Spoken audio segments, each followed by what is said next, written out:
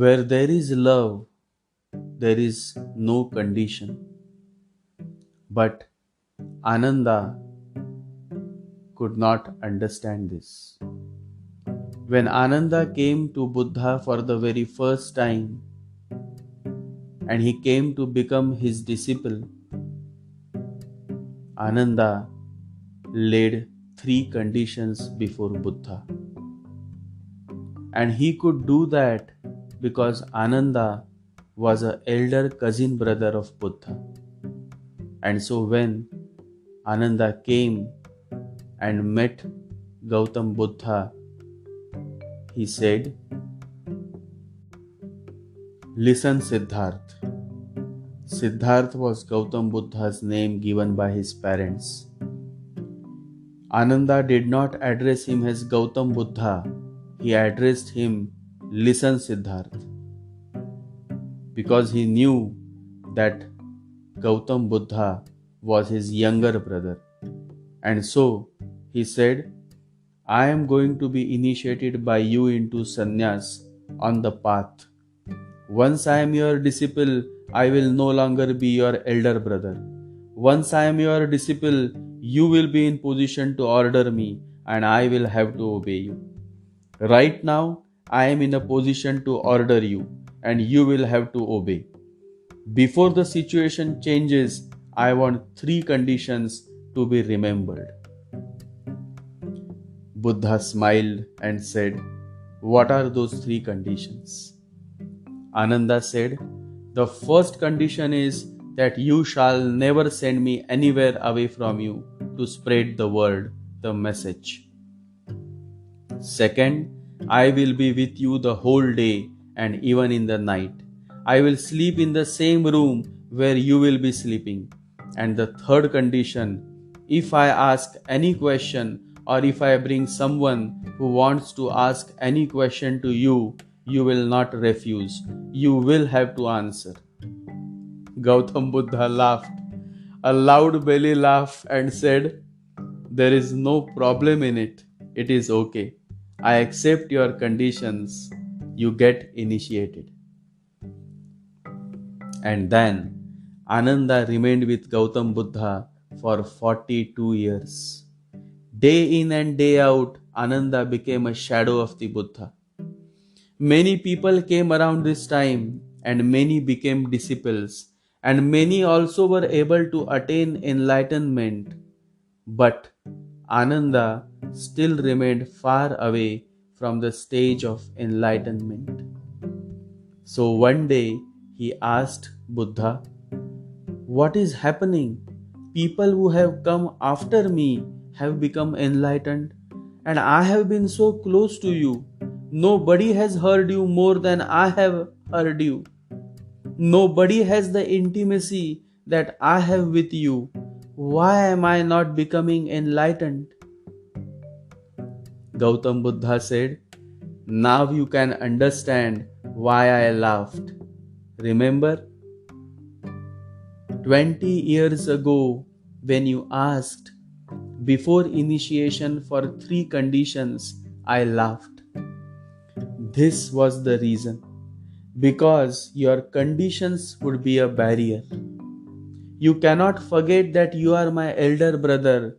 That is your ego.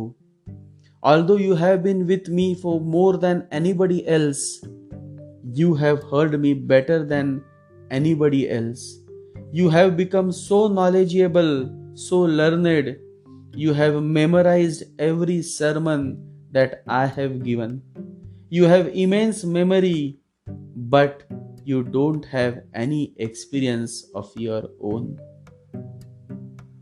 You can repeat mechanically everything that I have said in 20 years, but your subtle ego that you are my elder brother and you have a special privilege of three conditions is functioning as a barrier.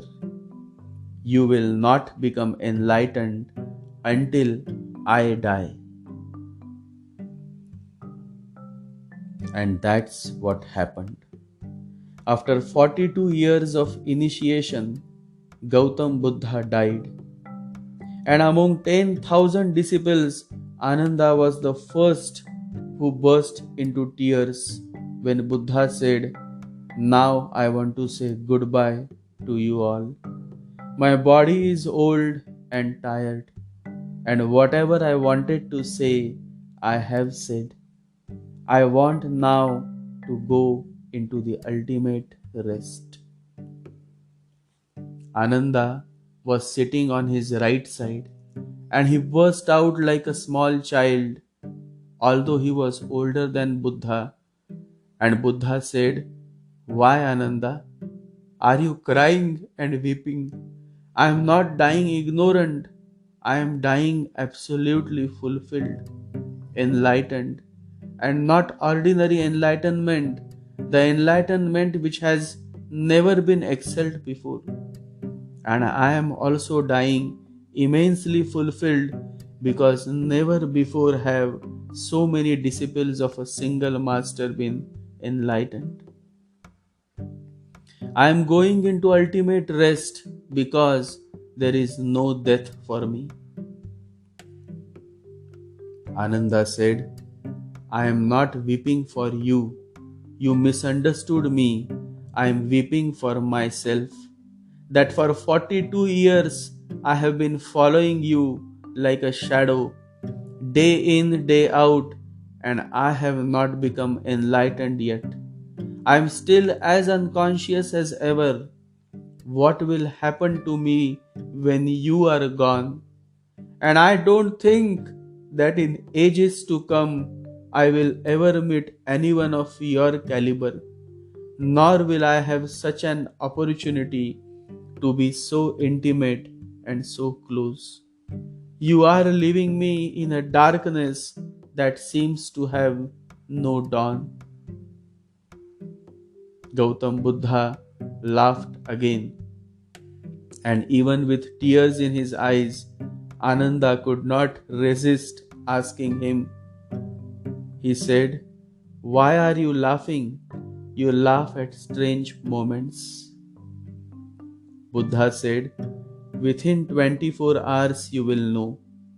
Because once I am dead, within 24 hours you will become enlightened. Once I am dead, you are no more my elder brother. Once I am dead, your subtle ego will also disappear. It cannot disappear while I am alive." And in reality, that is what happened. Exactly the way Buddha had said. Ananda became enlightened. He did not leave the place. He did not eat or drink or go to sleep. He remained sitting there with his eyes closed under those two trees where Gautam Buddha had entered into eternal sleep. Ananda remained in the same place with closed eyes, with an absolute determination that he would open his eyes only if his eyes of the inner being opened up. If he becomes enlightened, only then will he see the outside world again with his eyes. Otherwise, he will remain within himself. And Ananda became enlightened, but only after the Buddha went into eternal sleep. This is how deep the love of the Master is. For the disciple, the Master moves away. For the disciple to attain the truth, the enlightenment, the freedom, the Master sacrifices. How to express such a love? How to express? It is beyond my capability. It is beyond the words. When you are seeking a master, always remember, let there be no conditions. Else, like Ananda, the same conditions would become the greatest hurdle between you and your self-growth. Meditate.